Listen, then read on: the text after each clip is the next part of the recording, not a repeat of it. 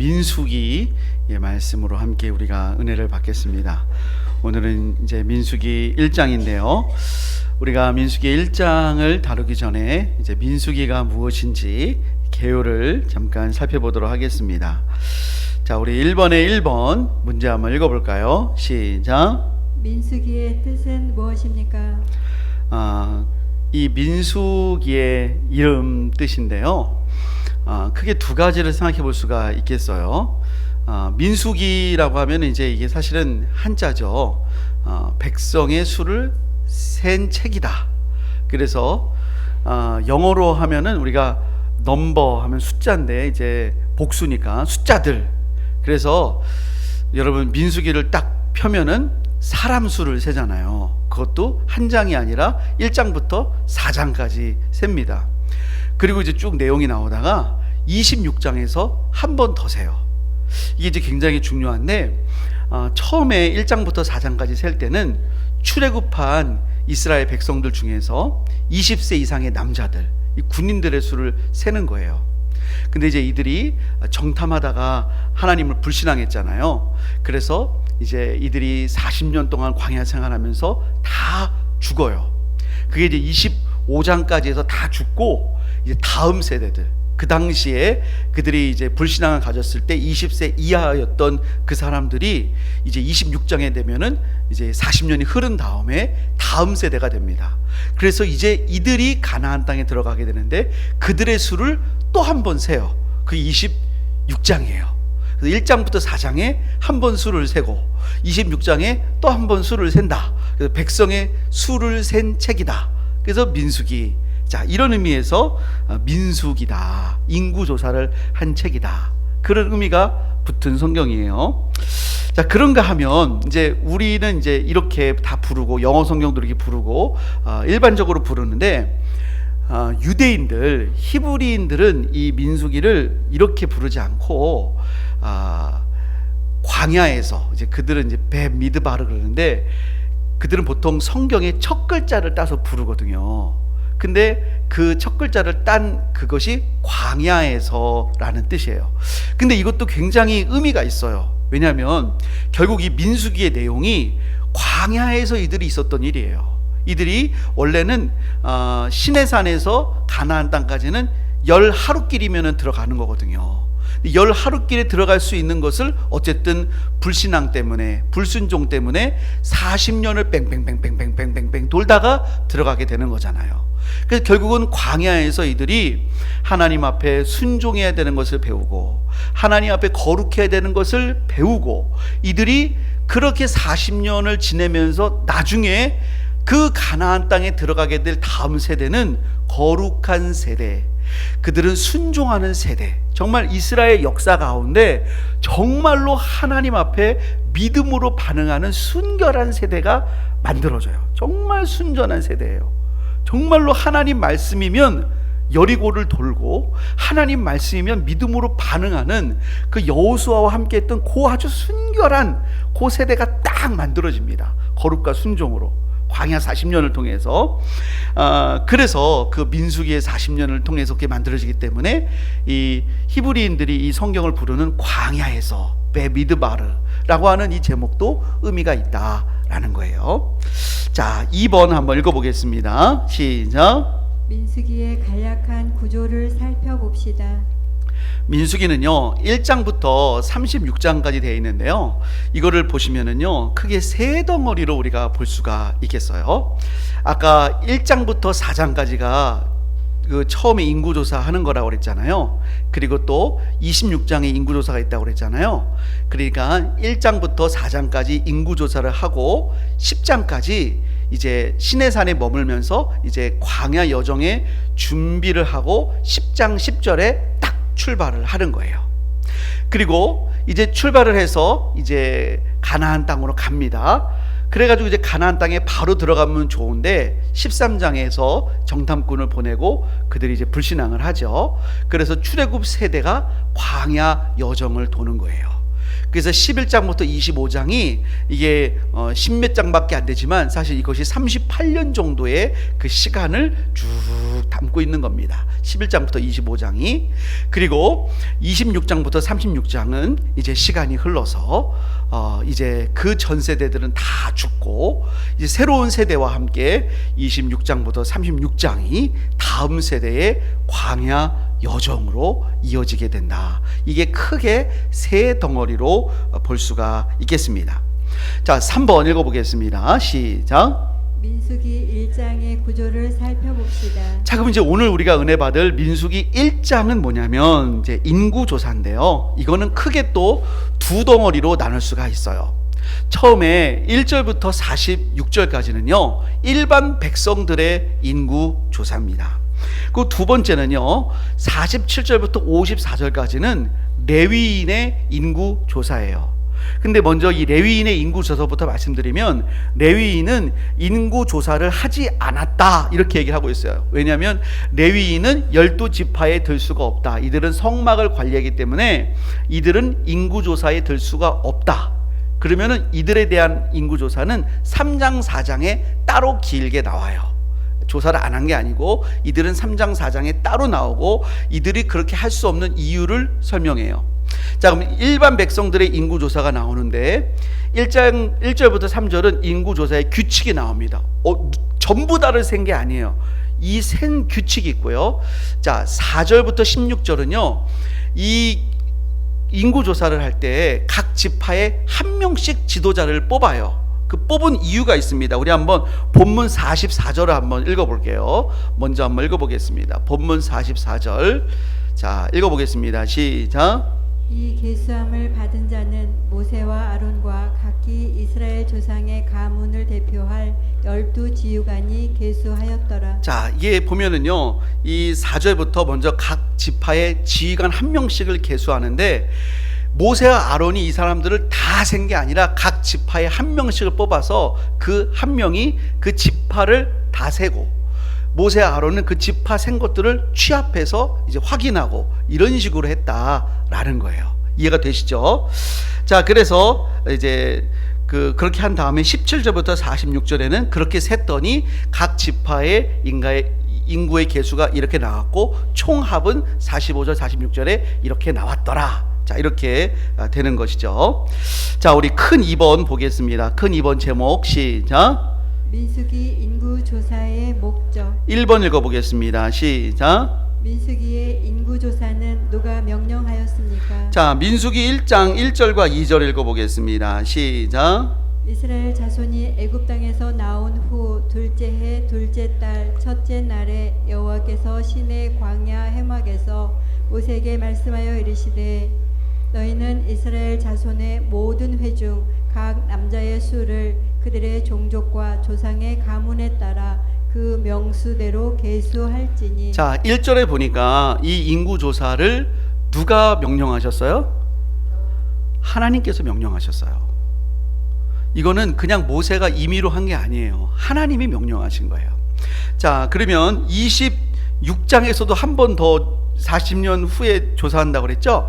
26장 1절 2절도 한번 읽어볼까요? 시작. 연병 후에 여호와께서 모세와 제사장 아론의 아들 엘르아살에게 말씀하여 이르시되, 이스라엘 자손의 온 회중의 총수를 그들의 조상의 가문에 따라 조사하되 이스라엘 중에 20세 이상으로 능히 전쟁에 나갈 만한 모든 자를 계수하라 하시니. 이때도 하나님이 말씀하시죠. 근데 1절을 보면은요, 연병 후에 이 연병까지 해가지고 광야 세대가 다 죽어요.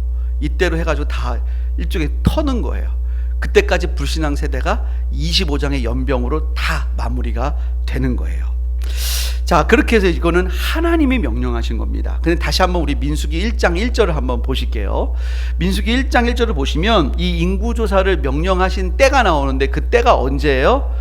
둘째 해, 둘째 달, 첫째 날. 이때 정확히 기록이 돼 있죠. 여기서 우리가 지금까지 우리가 창세기, 출애굽기, 레위기를 다 공부했는데 우리 한번 출애굽 관련해서 한번 우리가 지금 좀 시간을 좀 표로 한번 정리해 볼게요. 한번 표를 좀 띄워 주시기를 바랍니다. 자, 우리가 지금까지 공부한 거예요. 여러분, 출애굽한 날이요, 하나님께서 출애굽기 12장 2절을 보면은요, 이게 6월절을 제정하시면서 이 달을 너희에게 달의 시작으로 하고 6월절은 그 달의 14일이라고 그랬어요. 그리고 그날 6월절 날 여호와의 6월절에 이스라엘이 출애굽을 하죠. 그래서 그게 제 1년 첫 달 14일이 되는 거예요. 그게 출애굽한 날이 되는 거예요. 그리고 시내산은 언제 도착하냐? 이제 그날 출애굽을 했어요. 출애굽기 19장 1절을 보면 이스라엘 자손이 애굽 땅을 떠난 지 3개월이 되던 날, 며칠인지는 몰라요. 그래서 제1년 3월 출애굽하고 제1년 3월에 시내산에 도착을 합니다. 그리고 거기서 이제 뭐 하나님하고 언약도 맺고 십계명도 받고, 그러다 이들이 금송아지 만들고, 그다가 성막 세우고, 그다가 성막을 받고 막 만들고, 그래가지고 둘째 해 첫째 달 그 달 초하루에 성막을 세우니라. 그게 언제냐면 제2년 1월 1일이에요. 이게 성막을 세운 거예요. 제2년 1월 1일. 그러면 인구조사는 언제냐면 아까 좀 전에 읽으셨죠? 민수기 1장 1절에 둘째 해 둘째 달 첫째 날, 그러니까 성막 완성하고 정확히 언제 후에요? 한 달 후에요. 한 달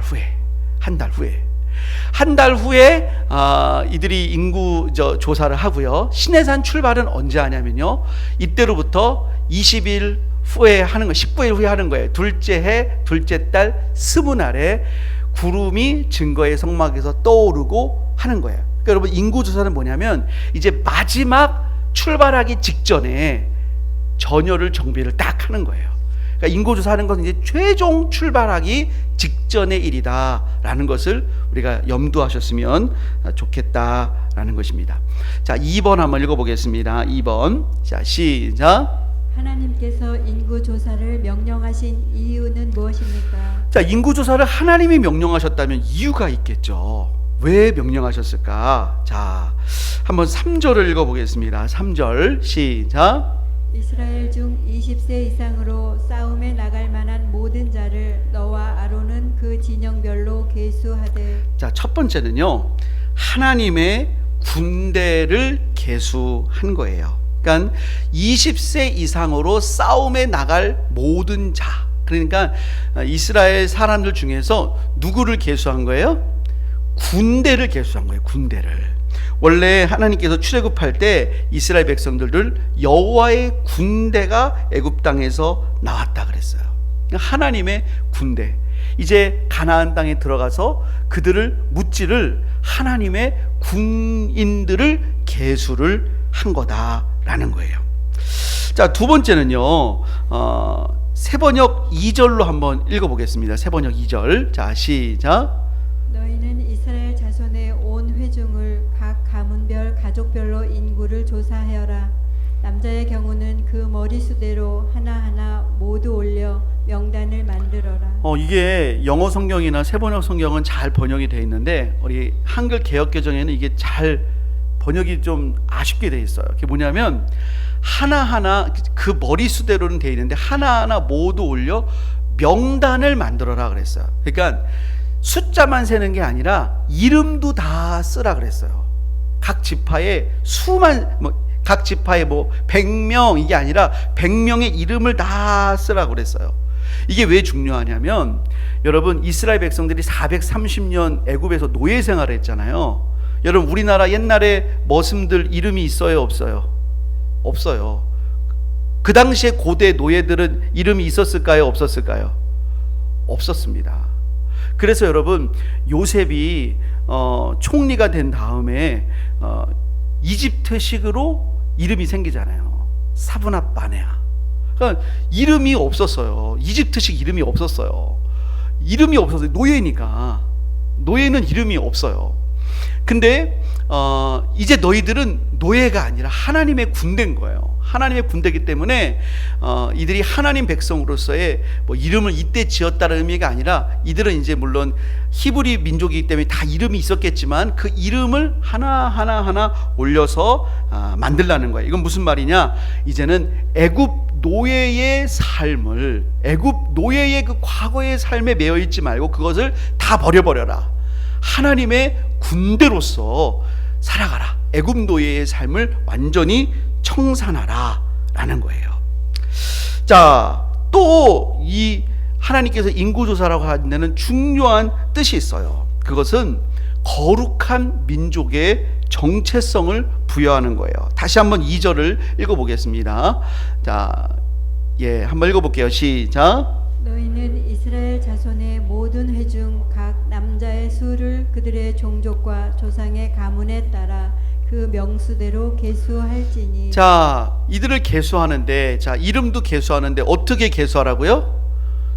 종족과 조상의 가문을 따라. 그러니까 그냥 이름을 쓰는 게 아니라, 저 같으면은 정씨인데 그냥 정이 아니라 동네 정씨고, 저는 또 지공파고, 이런 거를 다 따져서 계수를 하라는 거예요. 무슨 정씨의 무슨 파의 몇 대 손을, 이거를 계수를 정확하게 하라는 거예요. 그러니까 이런 게 없으면 계수할 수 있어요, 없어요? 없는 거예요. 근데 이제 문제는 뭐냐면 출애굽기 12장 38절이에요. 자, 시작. 수많은 잡족과 양과 소와 심이 많은 가축이 그들과 함께 하였으며. 여러분, 출애굽할 때 수많은 잡족이 함께 나왔습니다. 이들이 함께 출애굽을, 어마어마한 사람이 출애굽을 했어요. 그러면 이들을 중간에 버려야 돼요? 같이 가야 돼요? 같이 가야 돼요. 그럼 이들을 그 지파 안에 넣어준 거예요. 여기서 이들을 지파 안에 편성을 한 거예요. 근데 이들이 지파 안에 편성이 됐지만 이들은 내가 이스라엘 정말 민족이라는 생각을 했을까요? 못했을까요? 이들이 지파로서 이제 어딘가에 다 소속이 됐을 거예요. 이 계기를 통해서 그동안은 그냥 나는 사실은 다른 잡족인데 이런 생각이 있다가 이번 계기를 통해서 어딘가에 다 소속이 된 거예요. 그런데도 그런 생각을 잘 못했어요. 자, 한번 우리 민수기 11장을 볼까요? 민수기 11장. 여러분, 민수기 11장을 찾아보세요. 민수기 11장 4절 한번 다 같이 한번 읽어보겠습니다. 자, 시작. 그들 중에 섞여 사는 다른 인종들이 탐욕을 품음에 이스라엘 자손도 다시 울며 이르되 누가 우리에게 고기를 주어 먹게 하랴. 자, 이들이 분명히 그 공동체 안에 들어왔지만 다시 이들은 그런 옛날 습관에 더 빨리 가게 되는 거예요. 그래서 이런 것들이 결국은 그 정탐꾼들이 왔을 때 불신앙에 더 불을 지피게 되고 더 지도자의 권위에 더 반발하게 되고, 이런 것들이, 이런 민족들이 더 심했던 거죠. 그래서 40년의 광야 생활을 보낸 다음에는 이런 부분들까지도 완전히 이제 하나님의 백성으로 완전히 동화되고 완전히 섞이고, 그런 그들 안에 있던 그런 지역의 어떤 벽들이 허물어지는 거예요. 완전히 하나님 백성 안으로, 그 하나님 거룩한 민족으로 정체성이 부여가 되는 거죠. 그래서 이때는 일단은 소속을 해놨다면 40년 동안의 생활을 통해서 이들이 정말로 하나님 백성으로 하나가 되는 그런 일들이 벌어지게 되는 거예요. 자, 3번 읽어보겠습니다. 시작. 이스라엘 군대 20세 이상 남자의 수는 얼마나 되었습니까? 45절 46절 읽어볼게요. 시작. 이같이 이스라엘 자손이 그 조상의 가문을 따라 20세 이상으로 싸움에 나갈 만한 이스라엘 자손이 다 계수되었으니 계수된 자의 총계는 60만 3,550명이었더라. 20세 이상의 남자만 60만 3,550명. 그러면 20세 이상의 여자도 60만 명 정도 되겠죠. 그럼 어린아이들도 그만큼 되겠지요. 한 200만 명 된다고 보는 거예요. 어마어마한 수예요. 여러분, 그 당시 고대에 이렇게 어마어마한 민족은요, 정말 대단한 겁니다. 여러분, 지금 우리 홍성 주민보다도 훨씬 많잖아요. 어마어마한 거예요. 이게 뭐를 보여주는 거냐면, 하나님께서 아브라함에게 내 자손이 바닷가의 모래같이 되고 하늘의 별같이 된다는 약속이 이루어졌어요, 안 이루어졌어요? 이루어진 거예요. 자, 이것을 이제 보여준 것입니다. 자, 4번 문제를 한번 볼게요. 우리 다 같이 한번 읽어보겠습니다. 시작. 하나님의 군대인 이스라엘이 여타 국가의 군대와 근본적인 차이점이 무엇입니까? 자, 지금 이제 하나님의 군대라고 이스라엘을 명명하고 인구조사를 했어요. 근데 여러분, 군대면은 뭐가 있어야 돼요? 무기가 있어야 돼요. 또 뭐가 있어야 돼요? 훈련도 있어야 돼요. 또 뭐가 있어야 돼요? 전략도 있어야 돼요. 싸워야 되니까. 그런데 군인이라고 해놓고 인구조사만 하고 훈련 하나 안 해요. 전략도 하나도 없어요. 뭐 군가도 없어요. 군복도 없어요. 아무것도 없어요. 1년 동안 뭐만 했냐? 성막 주고 계명 주고 지금 출정 전에 인구조사 한 게 전부예요. 아무것도 없어요. 무기도 하나도 없어요. 그리고선 하나님이 이렇게 말씀하셨어요. 레위기 26장 7절부터 8절 읽어보겠습니다. 시작. 너희의 원수들을 쫓으리니 그들이 너희 앞에서 칼에 엎드러질 것이라. 또 너희 다섯이 백을 쫓고 너희 백이 만을 쫓으리니 너희 대적들이 너희 앞에서 칼에 엎드러질 것이며. 너희가 다섯이 몇 명을 쫓는다고요? 100을. 너희 100은 몇 명을 쫓는다고요? 만을. 그 이 앞에 있는 말씀들이 뭐냐? 너희가 여호와의 계명에 순종하면 다른 전략이 없어요. 다른 무기가 없어요. 너희가 하나님의 계명에 순종하면 그냥 이긴다는 거예요. 하나님은 참 답이 있는 분이에요, 없는 분이에요? 답이 진짜 없는 분이잖아요.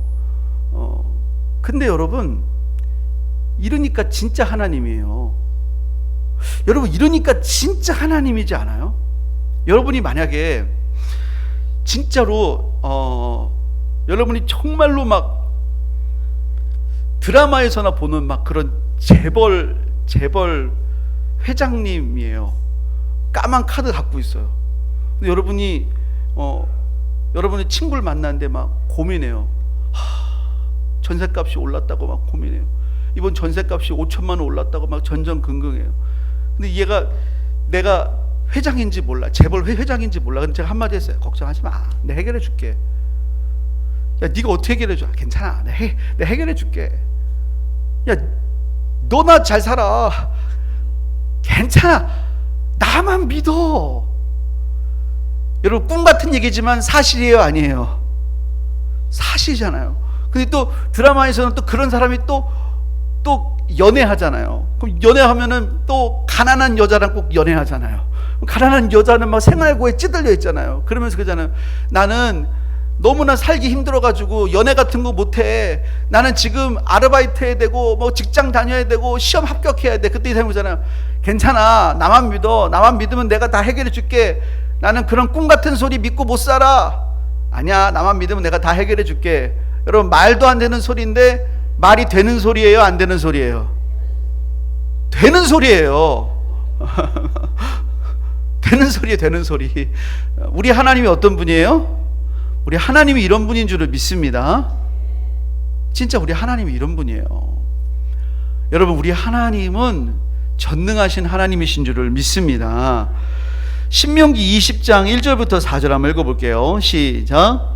네가 나가서 적군과 싸우려 할 때에 말과 병거와 백성이 너보다 많음을 볼지라도 그들을 두려워하지 말라. 애굽 땅에서 너를 인도하여 내신 내 하나님 여호와께서 너와 함께 하시느니라. 두려워하지도 말래. 두려워하지도 말래. 내가 100명이고 저기 1000명인데 두려워하는 것도 죄야. 사람인데 어떻게 안 두려워하지도 말라는 거예요. 2절 시작. 너희가 싸울 곳에 가까이 가면 제사장은 백성에게 나가서 고하여 그들에게 고해야 돼요. 저 같은 사람은 고해서 말해야 됩니다. 뭐라고 말해야 되냐? 자, 3절 시작. 말하여 이르기를 이스라엘아 들으라 너희가 오늘 너희의 대적과 싸우려고 나왔으니 마음에 겁내지 말며 두려워하지 말며 떨지 말며 그들로 말미암아 놀라지 말라. 너희 하나님 여호와는 너희와 함께 행하시며 너희를 위하여 너희 적군과 싸우시고 구원하실 것이라 할 것이며. 하나님이 싸우신다. 너희가 싸우는 게 아니고 하나님이 싸우신다.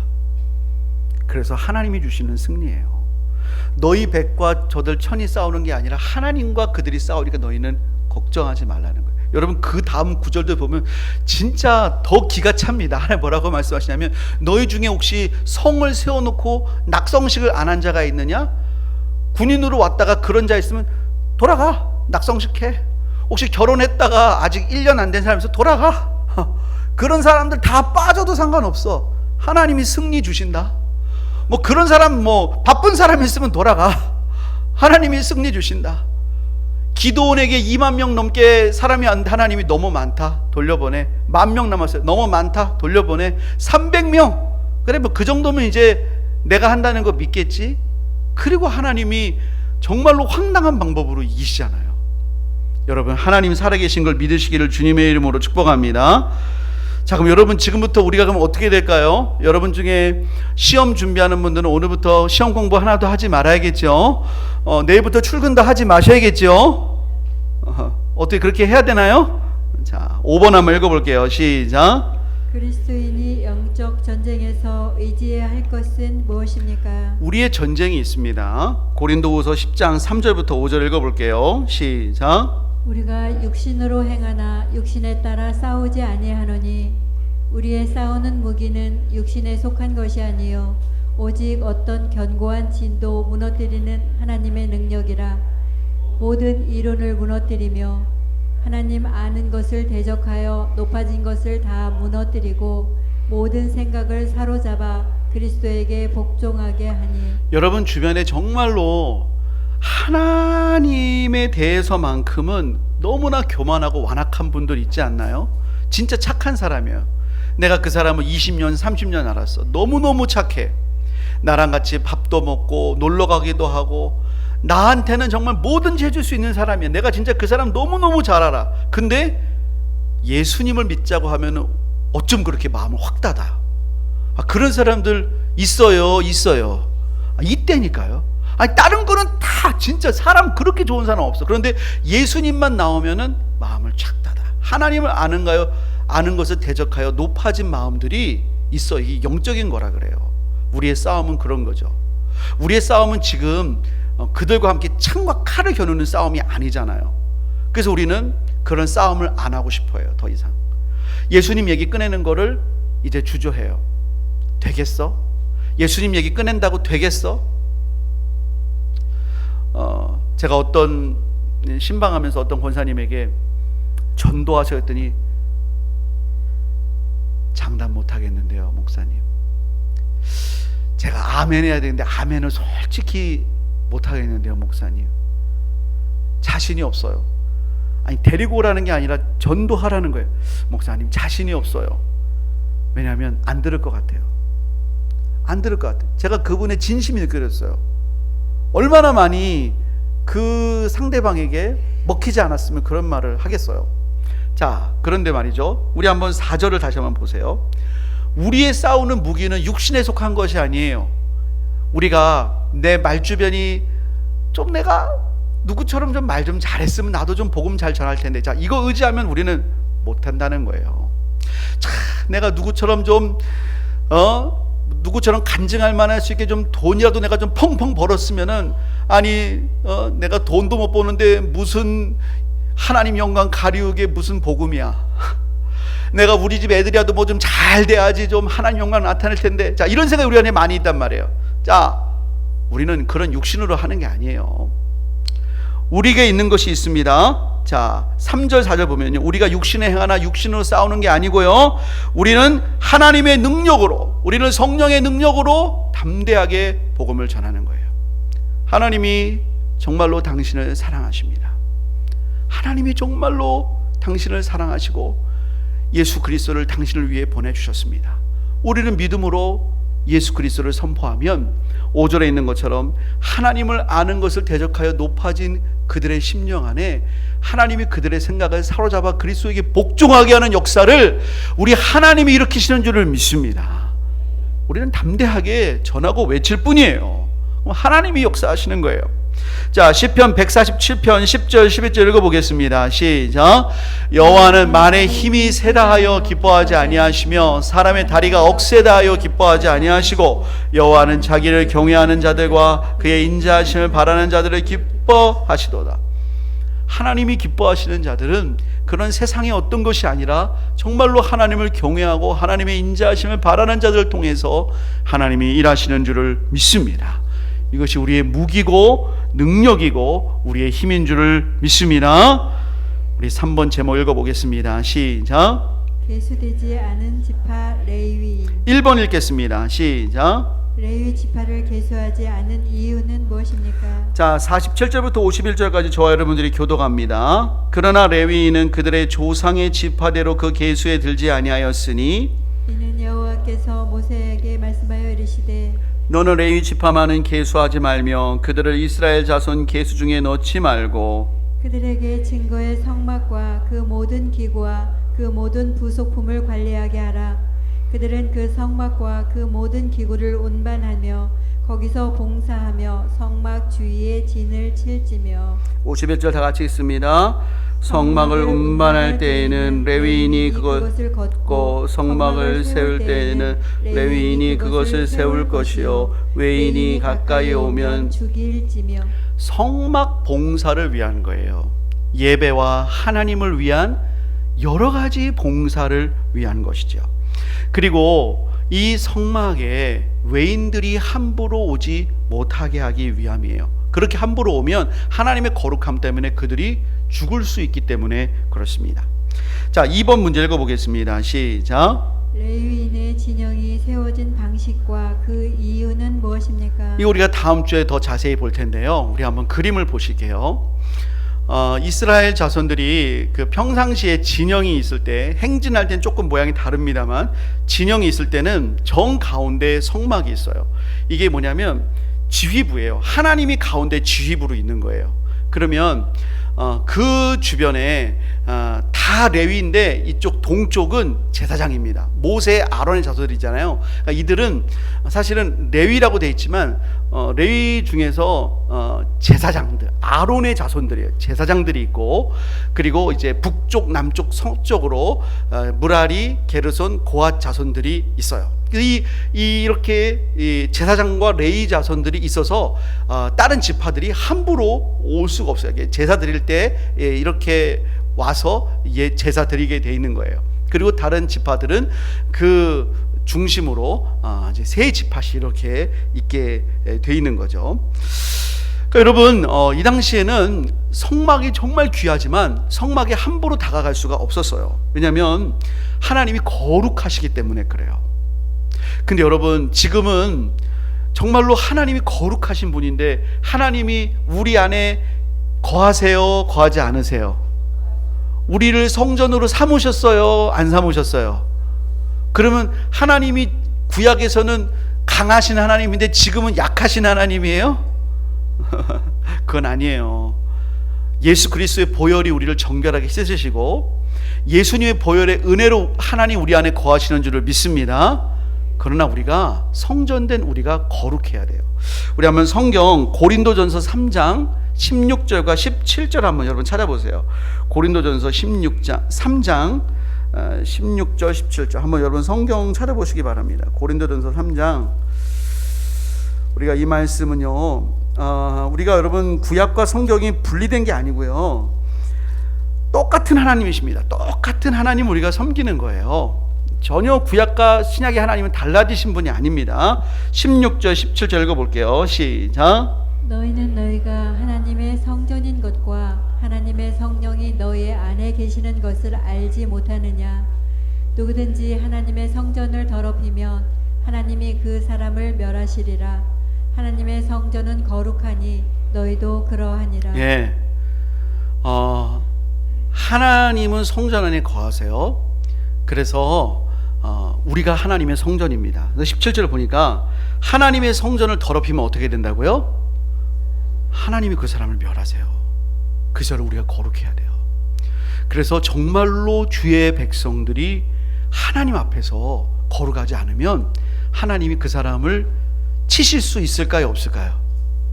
치실 수 있죠. 정말 사랑하면 치세요. 또 하나님의 교회 공동체를 정말로 위해하고 하나님의 공동체를 회방하면 하나님이 치세요.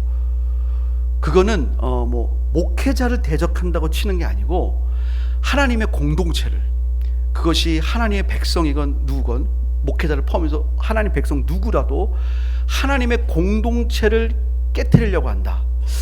그거는 정말 큰 죄예요.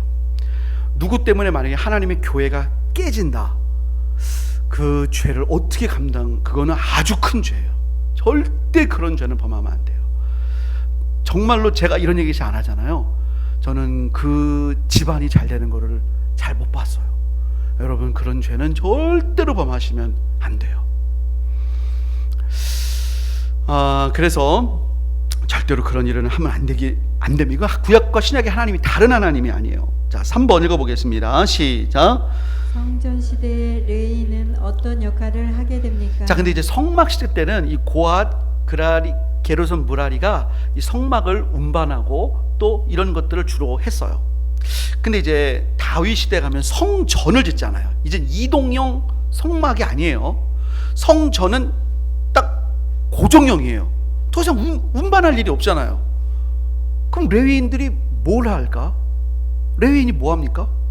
그것 때문에 이 성막을 운반하고 이동하고 설치하고 이런 것 때문에 레위인들이 다른 거에 개수도 들지 않았는데, 성전 시대의 레위인은 어떤 역할을 하냐? 일단 성전 시대가 되면은요, 일단 이스라엘에 들어가면 레위인은 48개 성읍으로 쫙 나눠집니다. 그 안에는 6개 도피성이 있고 48개 성에서 이스라엘들에게 율법을 가르치는 역할을 해요. 그래서 이 전체적으로 율법을 가르치는 역할을 레위인들이 하고, 또 성전 시대에는 뭐를 하느냐? 역대상 23장 4절부터 6절 읽어볼게요. 자, 시작. 그 중에 24,000명은 여호와의 성전은 일을 살피는 자요, 6,000명은 관원과 재판관이요, 4,000명은 문지기요, 4,000명은 그가 여호와께 찬송을 드리기 위하여 만든 악기로 찬송하는 자들이라. 다윗이 레위의 아들들의 게르손과 그핫과 무라리에 따라 각 반으로 나누었더라. 다윗 시대에 게르손과 그핫과 무라리를 24반차로, 제사장도 24반차로, 레위인도 24반차로 나누어서 이들에게 이 직임을 주고, 이들이 평상시에는 48개 성읍에 흩어져서 말씀을 가르치다가 또 이 자기의 반차가 됐을 땐 와서 이들이 성전 일을 보살폈어요. 어떤 사람은 문지기, 어떤 사람은 찬양대, 어떤 사람은 여러 가지 그 성전에 관련된 그 성전을 돕는 여러 가지 그 잡다한 그 사역들을 했어요. 그래서 여러 신학자들은 지금에 있어서 이 레위인의 가장 비교되는 그 사역이라고 한다면 사도행전 7장에 7 집사를 뽑은 것이 레위인과 같아요. 교회의 여러 가지 일들을 감당하기 위해서. 왜냐하면 이 집사님들이 또 말씀도 가르쳐요. 레위인들이 율법을 가르쳤잖아요. 48개 성읍에서. 그리고 또 여러 가지 교회의 일들을, 예배를 돕는 일들을 감당했어요. 그러니까 평신도 직분자죠. 그런 면에서 여러분들이 직분을 받고 교회에서 예배를 돕고 찬양을 돕고 교회에서 주보를 접고 교회에서 물을 뜨고 청소를 하고 찬양대, 보면대 여러 가지 하는 게 다 어떤 일이에요? 레위인의 사역인 줄을 믿습니다. 귀해요, 안 귀해요? 귀해요. 그런데 교회 봉사, 우리 교회는 정말 그런 분들이 없으세요. 정말 몸이 힘들어서 그렇지 마음은 그런 분들 제가 거의 본 적이 없는 것 같아요. 근데 교회 봉사를 요리 빠지고 조리 빠지려고 하는 혹여라도 그런 성도가 있다면 안타까울까요? 안타깝죠. 여러분, 우리가 하나님 맡겨주신 이 고귀한 사명을 정말 기쁨으로 감당하는 우리 모두가 되시기를 주님의 이름으로 축복합니다. 우리 시간에 말씀 붙잡고 기도하겠습니다. 하나님께서는 우리를 하나님의 군대로 삼아 주셨습니다. 하나님의 군대는 주님의 말씀에 순종하는 것이, 그것이 무기고 전략이고 능력입니다. 특별히 우리는 레위인으로서 하나님 앞에 부름을 받았습니다. 우리 모두가 다 목회자는 아니지만 우리 모두는 다 레위인의 사명을 실질적으로 감당하고 있습니다. 하나님 그 사명 감당하는 우리 모두가 되게 하여 주옵소서. 우리 주님의 이름 한번 부르고 합심으로 기도합니다. 주여, 하나님 아버지 은혜 허락하여 주옵소서. 하나님이여, 주여 은혜 허락하여 주셔서 하나님 우리로 하여금 주의 사명을 아버지 감당할 수 있는 주의 백성 되게 하시니 감사합니다. 우리를 여호와의 군대로 불러주셨사오매 우리가 그 사명을 온전히 감당하여 하나님의 교회를 세우고 하나님 아버지 하나님을 대적하여 높아진 모든 것들을 아버지 주 예수 그리스도의 이름으로 무너뜨리고 주 예수 그리스도에게 복종하게 하는 하나님의 사람이 다 될 수 있도록 하나님이 역사하여 주시옵소서. 하나님 성령으로 충만하게 하여 주옵소서. 우리에게 주신 것이 레위인의 사명일진데 우리가 이 사명 잘 감당하고 충성스럽게 감당하다가 우리 주님 만나서 칭찬 듣고 하나님 앞에 인정받는 우리 모두가 되도록 주여 역사하여 주옵소서. 예수님의 이름으로 기도합니다. 아멘.